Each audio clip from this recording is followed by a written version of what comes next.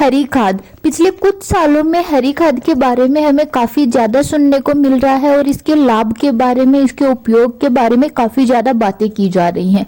लेकिन अगर हम थोड़ा सा पीछे जाके पुराने समय को देखें, तब हमारे पूर्वज भी इस हरी खाद का उपयोग करते थे। ग्वार की फसल बो देते थे और उसे फलियां लगने से पहले जमीन में वापस से मिला देते थे। तो ये हरी खाद का कॉन्सेप्ट चलता तो बहुत पहले से आ रहा है, लेकिन पहले इसका उपयोग कम इसलिए किया जाता था क्योंकि लोगों के पास पशु ज्यादा थे, गोबर की खाद ज्यादा थी, इसलिए हरी खाद की आवश्यकता कम पड़ती थी। अब जो सिचुएशन है वो इसकी बिल्कुल विपरीत हो गई है। लोगों को खेतों में डालने के लिए पर्याप्त गोबर की खाद मिल ही नहीं रही है, तो इसकी जगह हरी खाद एक बहुत अच्छा, सस्ता, सुलभ ऑप्शन है। इस वीडियो में हम बात करेंगे हरी खाद होती क्या है, इसका क्या तरीका है इसको उगाने का, उसको खेत में वापस मिलाने का, और इसके फायदे क्या क्या हैं। हरी खाद होती क्या है? तो हरी खाद में मुख्यतः दलहनी फसलें होती है, जिन फसलों की जड़ों में गांठें होती हैं। ऐसी फसलों को उगाया जाता है और 45 से 50 दिन के बाद इनकी फलियां लगने से पहले इसको मिट्टी पलटने वाले हल से इसको वापस से जमीन में मिला दिया जाता है। हरी खाद के ऑप्शंस के रूप में अपन देखें तो ढेंचा है, सनई है, गवार, मूंग, लोबिया, ये सारी चीजें हैं जिनकी जड़ों में गांठें होती है, ये हरी खाद का काम करते हैं। हरी खाद के फायदों के बारे में बात करें तो इसका सबसे पहला फायदा तो ये है कि ये 45 से 50 दिन में तैयार हो जाती है। अगर हम बात करें कि ढेंचा, जो कि सबसे अच्छी हरी खाद माना जाता है, उसको अगर 40 से 50 किलो प्रति हेक्टेयर के हिसाब से उगाए तो इससे हमें कितना फायदा होगा, इसके डाटा एक बार हम देख लेते हैं। इससे हमें फायदा होगा 25 से 30 टन प्रति हेक्टेयर कार्बनिक खाद मिलेगी। इसके साथ ही हमें 100 से 150 किलो के लगभग नाइट्रोजन मिल जाएगी, 15 से 16 किलो के लगभग फॉस्फोरस और 100 से 150 किलो प्रति हेक्टेयर के हिसाब से हमें पोटास भी मिल जाएगा। तो ये हमारी फसल के हिसाब से कितना सही और कितना उपयोगी है हरी खाद।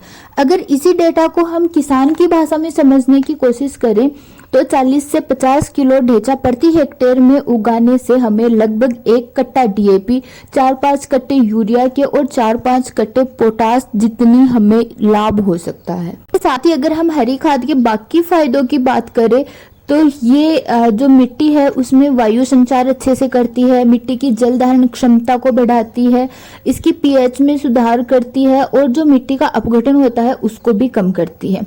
हरी खाद से जो सूक्ष्म जीव है, माइक्रोब्स है, उनकी संख्या बढ़ती है और उनकी क्रियाशीलता भी बढ़ती है।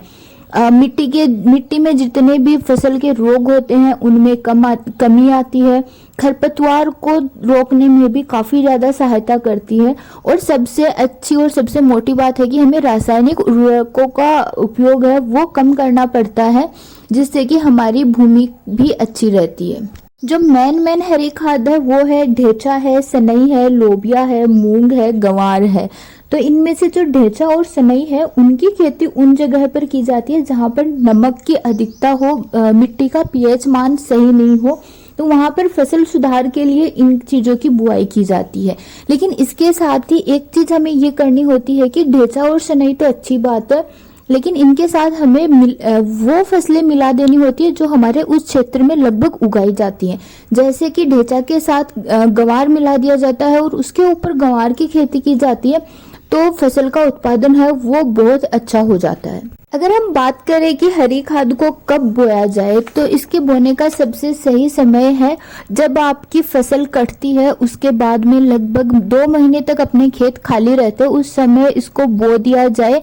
बीज को मिट्टी में मिला दिया जाता है या छिड़काव कर दिया जाता है और इसका बीज है वो 45 से 50 दिन में पूरा तैयार हो जाता है। ढेंचा की खेती है वो कम बारिश वाली जगह पर भी आराम से हो जाती है। जैसे कि अप्रैल मई का टाइम है तो इसमें थोड़ी बारिश हो जाती है और अगर बारिश नहीं होती है तो भी 2 से 3 सिंचाई में ये फसल तैयार हो जाती है। वैसे तो इसमें किसी रासायनिक उर्वरकों की जरूरत नहीं होती, लेकिन अगर बुआई से पहले गोबर की खाद डाल सके तो ये बहुत अच्छा रहेगा। और फिर 45 से 50 दिन के बाद में मिट्टी पलटने वाले हल से इसकी गहरी जुताई कर देंगे। इससे सारे पोषक तत्व है वो मिट्टी में फिर से मिल जाएंगे और मिट्टी है वो अगली फसल के लिए ज्यादा उपजाऊ हो जाएगी।